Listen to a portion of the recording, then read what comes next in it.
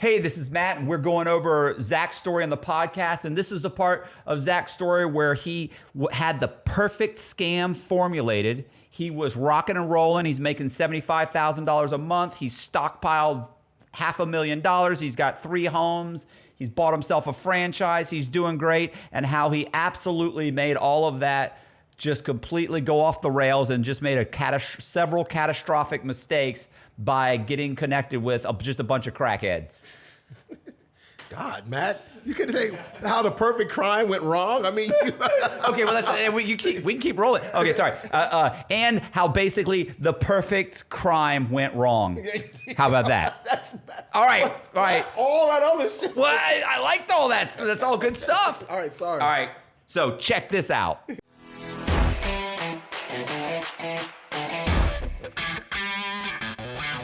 All right, tell me about the Wasn't Me scam. That's the one that's the good one. Well, once I realized that they actually do that based on law, it dawned on me that if I could do this multiple times, then I could make a mint. So like for the $5,000 or four or 5,000 that we just got, if I could set up and do that like 4 or 5 times a month, that's $25,000. So I'm asking myself, how do you set up to do something like that? How do you turn it into like a mill, like start McDonaldizing the product, turn it into an assembly line? Yes. So in order to do that, obviously I need multiple people, opening up multiple accounts.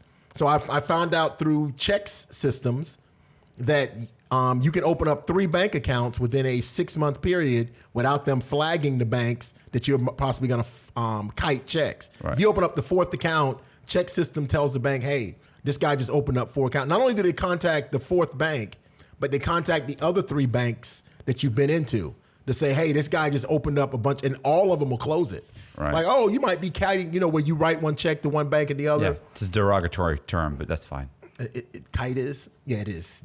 But for checks? I don't know. Whatever. Go ahead. But so I went through a process of trying to, like you say, make this into a mill. Not million, but into where I'm doing it. Actually, make it into a mill. Yeah, it is mill. It is mill. So I tried a lot of different things. So obviously that between me and my wife, Madison, we could only get 3 accounts apiece. So once we go through that, then it's kind of like, okay, well, maybe we ask other people to do it for us. So we talked to somebody. We had this one guy named Will, where we're telling him like, look, this is what we're going to do. You're going to open up 3 accounts. We're going to put money in one of the accounts, right? And take the money out and then put it in the second account and take it out, put it in the third account. So it's going to be like $4,000. So once we take all the accounts out, you're going to have 3 accounts. So it's going to be like 12 or 15,000. We're going to split it $7,000 a piece. All right. So we put the $4,000 in the account, and he took the money out, right? And then he left. He kind of I called him up like, hey, you got that 4,000 out, right? He goes, yeah, I got it. I'm like, okay, I need you to deposit it in the next account. Quiet. I'm like, well, I need you to deposit the money in the next account so that we can take that out also. Yeah. Will's like, I ain't never had this much money in my life. So you're going to take $4,000 instead of just waiting another day or two and getting $7,000. Right. And that was his logic. And so that was one of the turning points where I realized that the people I was dealing with were kind of strung out on drugs. Right. And there is a reason why he's never seen that much money, is because he doesn't know how to manage money. Yeah. It started opening my eyes because while I'm in jail, when you're in the county jail and you're talking to different criminals, they tell these fantastic stories and give you the impression like, hey, you're a well put together person. Right. But off drugs. Yes. Once you get in an environment where you can have drugs in your system, you are a awfully, completely terrible put together person. Yeah. You're not even put together at all. And that's what I started learning. because what was happening is I was recruiting, because once I came up with the concept, I knew I'm going to need people to carry this out. So I started getting people's names, and I would keep in touch with them when I got out to either monitor them or find out when they got out just to help them out. And dealing with them just tend to be one type of assault after another. It was like all complete failures. And we had a lot of bad stories, because what I then realized is maybe these people aren't good for putting the work or having them open up bank accounts. So I felt like maybe I'll just use their identity rather than actually using the person. Then I'll just use their identity. Right. So then I started offering to purchase and buy the information I needed to become them. Right. You know, like, hey, what's your mom? And some people, you know, you might have to promise a few $100s. You might have to give them some money up front and the back end. Some people would give it to you for a cup of coffee. Well, I'll give you all my information for a cup of coffee. How about 2 cups, Joe? Yeah. I like you. Yeah. And some people would just give it to you for nothing. Hey, use mine. I'm a shit. I don't have anything in life. So, right. And they don't have to be perfect to get a bank account. So it's like they're not using. They've already got bad credit. They've already got whatever. Like my only question nothing. was, have they ever had a bank account? Back then, bank accounts have only become very, very easy to get. Back in like early 2000s or the 90s, you had to have good credit. Like there was a lot of banks that weren't taking just anybody. Right. Right. So back in that era, it was just as a matter of fact of whether you ever screwed over a bank. So when I asked a lot of those guys from jail if they ever had a bank account, they're like, no, I never had a bank account in my life. Well, then I automatically knew of multiple banks that would give you an account just because you've never had one. Some banks are very picky, and some are just like, hey, right. As long as you haven't screwed a bank over, come on. So how'd you start getting these people's stuff? Like, I mean, you had a system, or was it multiple? Well, I had to come up. Well, once I got out, I might have had a list of 10 or 12. And so what would happen is I would get their information, and I would go and get an ID in their name, and either myself or my wife would become these people. And then we'd open up accounts. So this is where the mill started. It was her and I. Right. And so, you've got someone who's making your IDs. Right? No. I would go to the DMV. I would just actually order the birth certificate online. Nice. Right. And then make up a W-2. I'd have a machine that made up a W-2 or whatever document they needed, like a bill. I used to Photoshop. Thank you. So I would Photoshop a DirecTV bill. Yeah, and you alter it slightly. Yeah. Yeah, so I can have the new address and name that I wanted. So I would go into the DMV with my birth certificate, a bill, a W-2, whatever I needed to get an ID in that person's name. Once I got an ID in their name, I'd go get the Social Security card, and then I would go back and maybe get the driver's license. It was a transformation. Yeah. But all I needed from the person is just the information to get the birth certificate. Everything else was creatable. And by the way, DirecTV, I had to do that one because different states and counties have different power companies.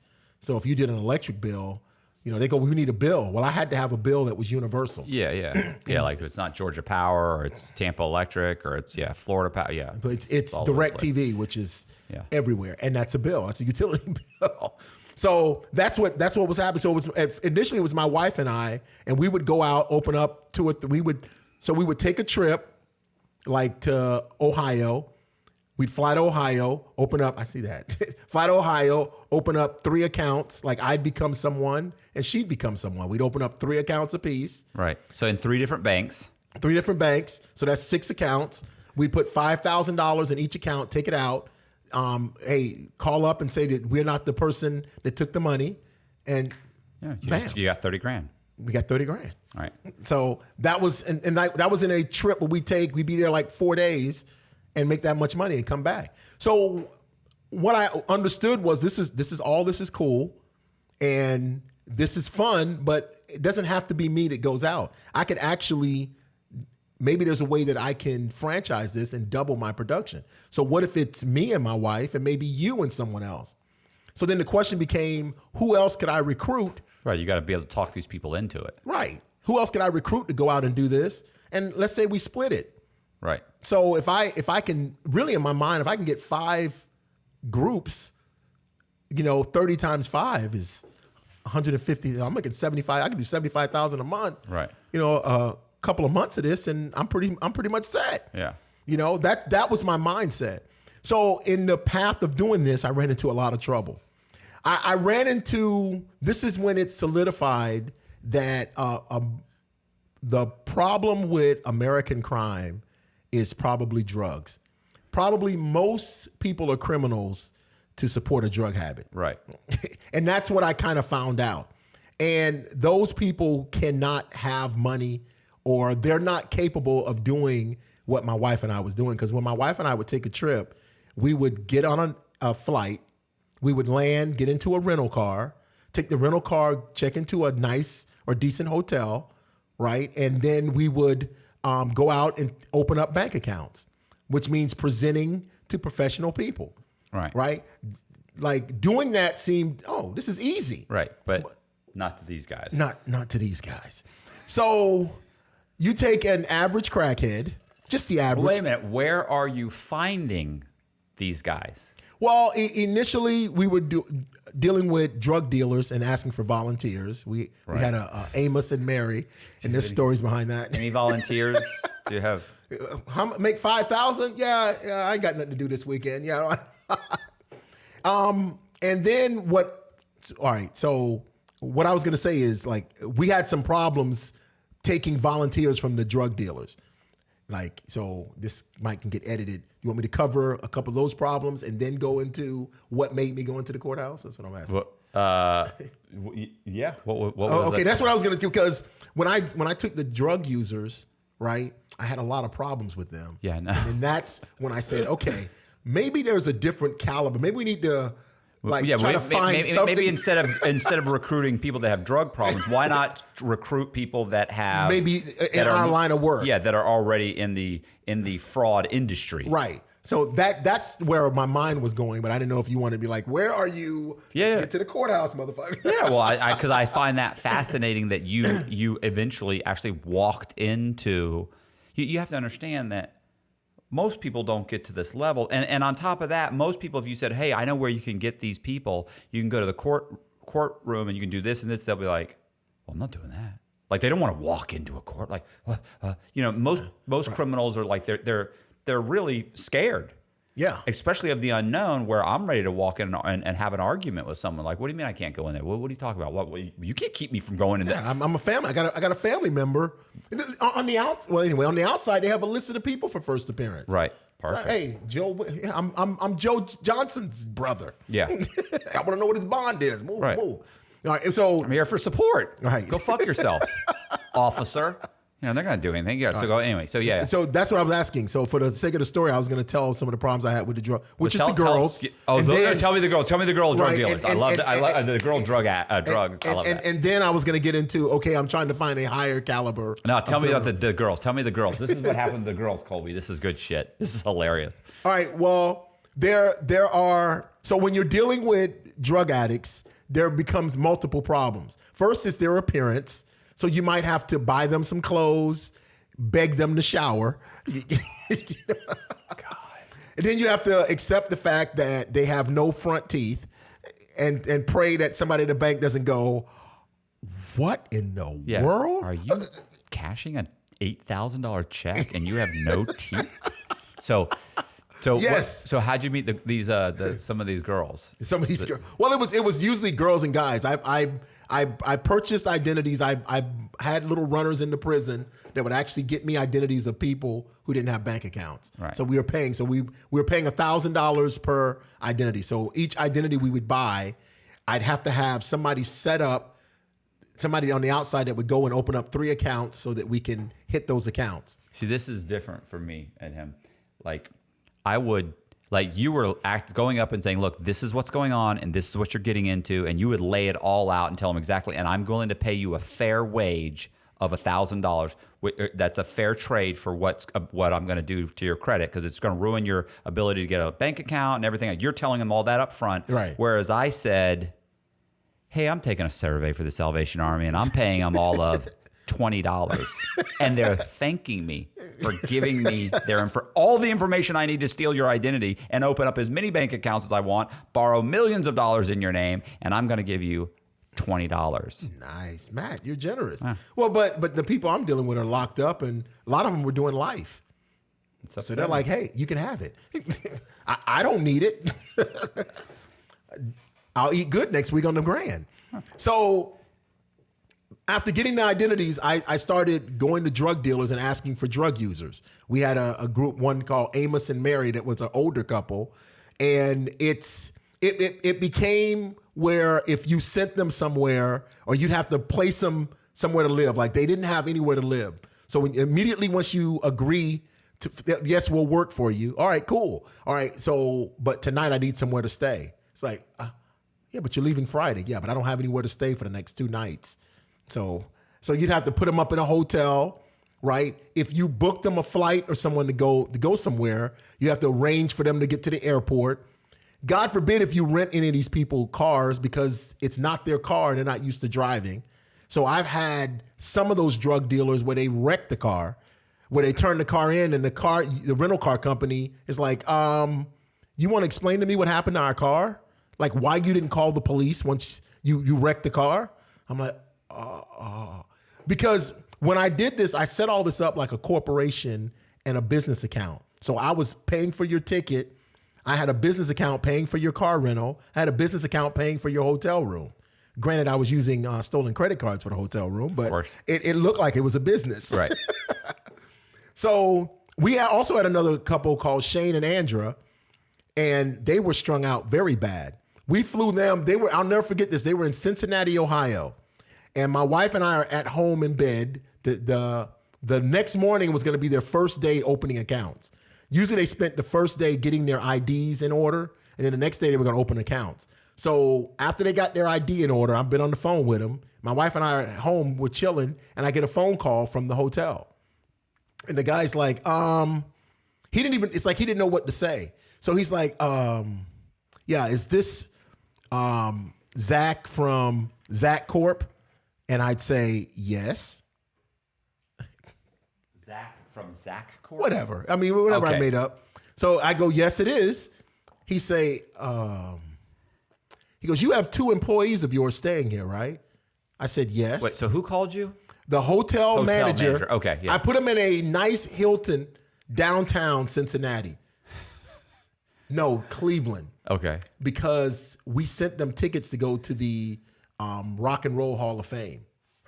So it was Cleveland. I'll never forget that. They're like, hey, we want to go to the Rock and Roll Hall of Fame. I'm like, well, cool. We'll get you tickets and you can go. Because it's like a trip. If you're going to go somewhere and work with, like, hey, if there's a concert in town. It's not a full-time job. Right, a football game, we'll order tickets on somebody else's credit card. Anything to keep you from driving through a neighborhood and getting crack. In a 2000, in the same year car, right, a rental car that you want to be luxury. Like in a same year, if it's 2006, in a 2006 Escalade.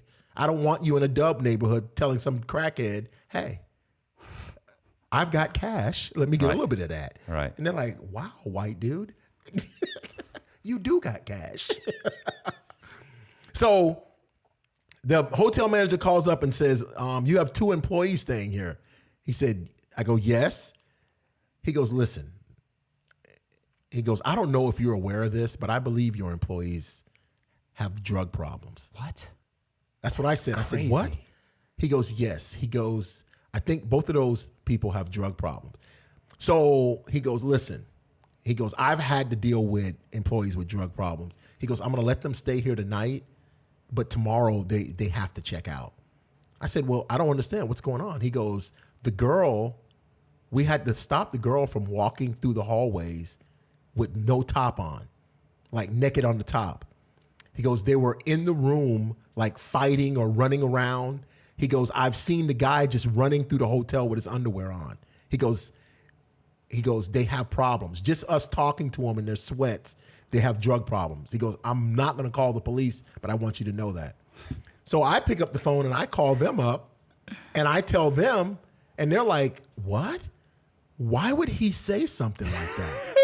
Because that is true. Absolute. That's what he told me. He goes, that's not true. I don't even know why he would even say something like that. I'm like, the hotel manager just decided to call up and cost himself money and lie about you guys. because he decided when you checked in, he hated your guts. Yeah. Like, I don't like you, so I'm going to call your job and tell them you've got drug problems. Yeah. I'm going to risk my job for that. The drug dealers make really horrible liars. Drug users. Drug users. Yes. They make horrible. So, well, this is the story that you liked. So, going to the drug, this is when I was in the midst of using drug users. Right. One day I was going to send a Western Union to someone. I can't remember who it was. And it was at a store right up the street from my house. So I'm at the store and I'm standing in line, and in front of me, there are like 3 women. And because when she got up to the counter, she goes, I'm just trying to see if a Western Union has arrived yet. And the lady checked it out. She goes, no, it hasn't come yet. She said, all right, no problem. I think I'm filling out the form when they asked. And when they asked the 3rd time about the way, it was like in a 10-minute period. Right. They went up there 3 times to see if the money came. So after I got my money, I think I did something where I heard, she goes, oh, yes, it did show up. And the Western Union they were desperately waiting on was $20. Jesus. And I'm thinking to myself, $20? Like, you're in dire straits. 3 of y'all are in dire straits. For $20. For $20. You know, so I said to myself, 3 women. It's not a girl and a guy. Right. You know, maybe them separate. You know what I'm saying? Maybe this different collection of people would be way better than what I've been getting. Because I normally get girl and guy, maybe both strong. I'm thinking that those 2 would hold each other together, or they would want to be together in a hotel room. Right. And at nighttime, do what they do. And then in the daytime, do what I need them to do. And then just go back to the hotel room at night and do what they do. Right. You know, all those concepts in my head didn't work. So I propositioned them. I go, ladies, when they got done, I said, can I talk to you guys for a second? They're like, yeah, what's up? I said, how would you guys like to make $100 real quick? And they're like, whoa. When I go, no, not like that. I said, if you guys will give me 15 minutes to proposition you something, I'll give you $100. Like, I got $100 right here. They're like, 15, where? I said, let's go to McDonald's right over here and just let me make you an offer. So I drive over to McDonald's. We go over to McDonald's, and I basically explain to them what's going on. Like, listen, I need you to go. I'm going to give you some information. You're going to get an ID in someone's name. You're going to open up 3 accounts. I'm going to put the money in these accounts. And then once the money, just go through the whole process. Yeah. Then I'm going to take the money out. You're going to walk in. Someone took my money out of my account. Right. And then at the end, like it's 3 of y'all. So we'll have 9 accounts. So at the end, I do 5. So I'm looking at about 60. No, 5 times 9. I don't know. Have we ever explained the actual scam, Colby? Okay. Yeah. I don't think you ever really, because we know it so well. So the actual scam is this. In the simplest sense, this is what the scam is. I get a fake ID. I go and I open up an account. I put $9,000 in the account. The bank opened the account. They know there's $9,000 in it. I then order a debit card. They mail me the debit card. I then clone the debit card with what is that device? A 305, what is it? 408 scanner? No, they call it a skimmer. Yeah, skimmer. So whatever. I skim it. So I clone the magnetic. This is pre-chip. This is pre-data chip. Right. So with the magnetic strip, I scan it. You then mail it to Zach in another state. Zach then scans it and makes a clones the debit card. He then goes into a post office or a store or buy a money order and buys. You can go to the post office and buy $1,000 money order. So he goes into the post office, let's say, or any store that sells $1,000 money orders. You go in and you say, I need 8 $1,000 money orders. So boom, boom, boom. There's $8,000. He then calls me back in the other state and says, I just took the money out of the account. I then walk back into the bank and I say, hey, open the account. Where I opened the account. And I said, hey, I opened my, I say, hey, I need to get out $500. And the teller says, she looks and she goes, sorry, sir, you only have $12 in your account or whatever's left. And you go, whoa, what are you talking about? I got $8,000 in that account and over 8,000. She goes, no, you just took out $8,000. Where? I didn't take out $8,000. She says, Looks like in Florida, four or five states away, in Florida, you just bought something or took out $8,000. Oh my gosh, that's not me. I didn't do it. She says, do you have your debit card?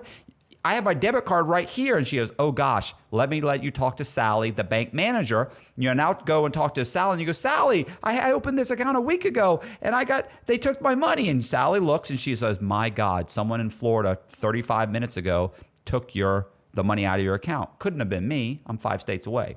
So she says, you know what, sir, I'm so sorry. I'm going to go ahead and I'm going to put the money back in your account. It'll be back in your account by tonight at 12 o'clock. So the next day, the money goes back in. Zach then takes the money out of the account electronically. Obviously, he has access to the account online so that the guy can't take them. So I can't take the money. So now Zach has the $8,000 that was originally put into the account and removed through the money orders, and he's got the $8,000 that they just put back in the bank. He just doubled his money. I then go back into the bank the next day and I say, listen, I want to close my account. I don't know what you people are doing here, but that really freaked me out. I just want to close the account. And you close the account. So it's done. So that times 3. So each person does 3 of those. So if that's $8,000, well, 8,000, that's $24,000 off of just one ID. Each person can have 2 or 3 IDs with 3 IDs, 3 different banks, 9 banks, $8,000, $72,000 for one person. He'll send out 3 of them at a time.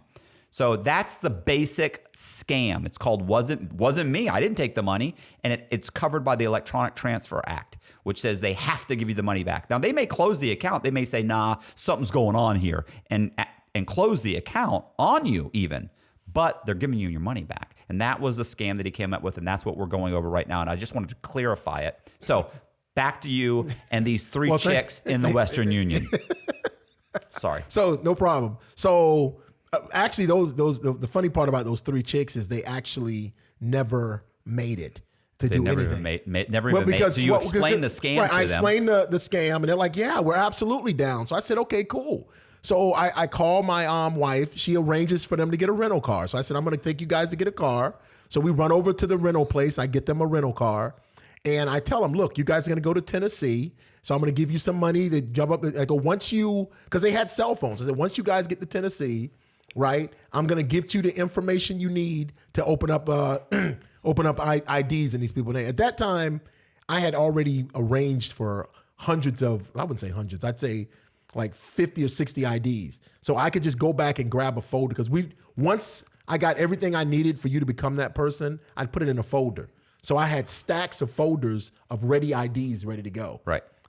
And so all I had to do was go home and pick out 3 and give it to them. Right. So when I passed that information off, we're in Tennessee. I think I sent them 1 state over to South Carolina.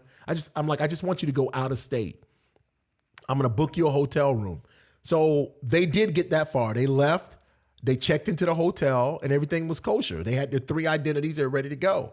So I'm thinking the next day they're going to go get set up. So within that night, I think they left the next day after I met them. So the night after they left, they called me up from South Carolina, and one of them called me up, and she was screaming. Like, she's crying, screaming, like, you got to help us. You need to send help immediately. I'm like, whoa. Okay, slowly, what happened?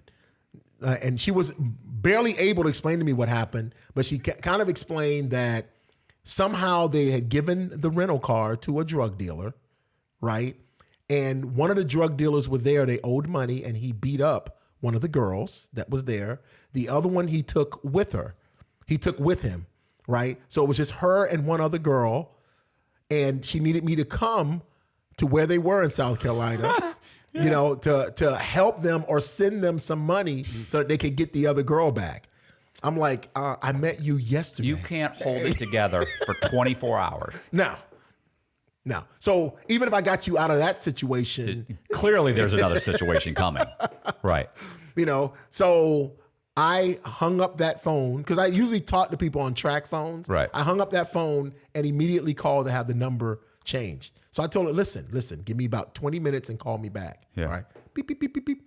Can I change this phone number? Yeah. It's like, I don't want anything else to do with you the rest of my life. Yeah. That's just meeting them.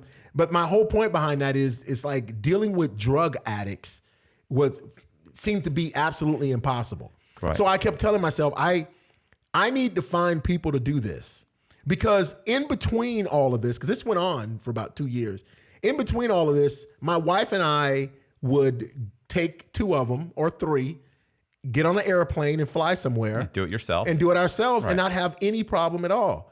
So in my mind, I kept going, why is it that we don't have any problem and everybody else is having a ton of problems? Right. I mean, they're drug addicts in general. They just can't function in society, period. Plus, they've got drugs on top of it.